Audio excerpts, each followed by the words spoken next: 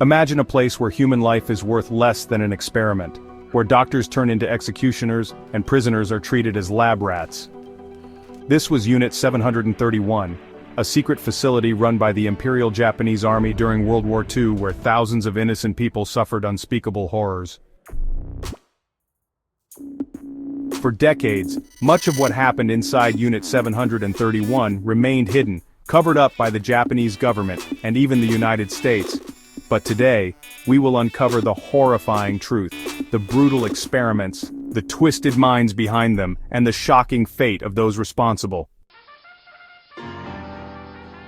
This is the untold story of Unit 731.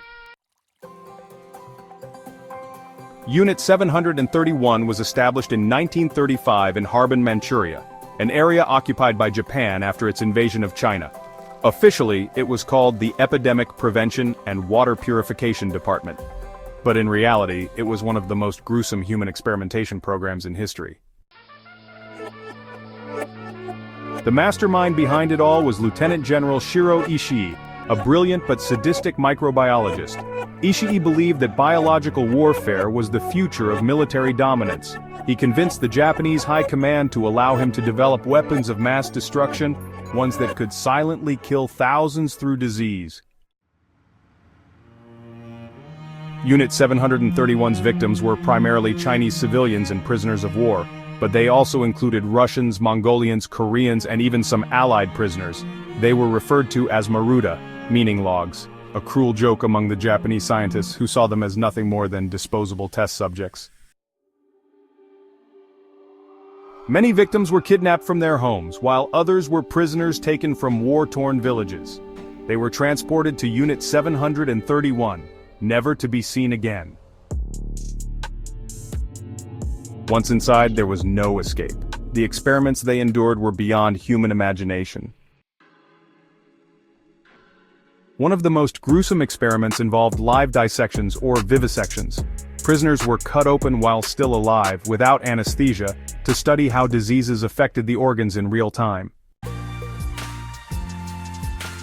Doctors removed stomachs, amputated limbs, and even performed organ transplants between subjects, leaving them to die in agony.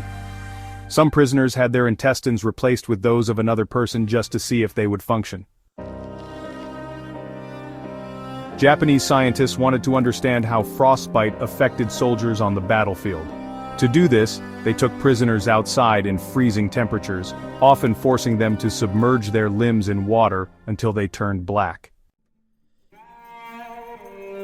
Then their frozen limbs were beaten with sticks or boiled in hot water to see if they would shatter. Some subjects lost their fingers, others had entire arms break apart. Unit 731 wasn't just studying diseases, they were preparing for biological warfare. Thousands of prisoners were deliberately infected with anthrax, cholera, tuberculosis, and even the bubonic plague. Prisoners were forced to breathe in bacteria-filled air, injected with deadly viruses, and left to die. Scientists then dissected them to study the effects on the body. But it didn't stop there. In an effort to spread these diseases, Unit 731 released plague-infected fleas over Chinese villages, causing outbreaks that killed thousands. To test new weapons, prisoners were tied to stakes and used as human targets. Scientists observed how bullets and explosives affected different parts of the body. Some were burned alive using flamethrowers, while others were subjected to poison gas to measure its effectiveness. Women were not spared from the horrors of Unit 731. Many were subjected to rape and forced pregnancies, so scientists could study how diseases spread from mother to child. Some pregnant women were later vivisected, cut open without anesthesia, to study fetal development. Others were exposed to syphilis and other STDs to observe their effects. By 1945, Japan was losing the war. The scientists of Unit 731 knew that if they were captured, they would be executed for war crimes. So they destroyed all evidence, burning records, killing prisoners, and abandoning the facility. But here's the most shocking part. After the war, the United States granted immunity to these war criminals in exchange for their research data. Instead of facing justice, many Unit 731 scientists were recruited by the US for Cold War bioweapons programs. Shiro Ishii himself escaped prosecution and lived a quiet life in Japan until his death in 1959. Others went on to have successful careers in medicine and government. For decades, Japan denied the existence of Unit 731.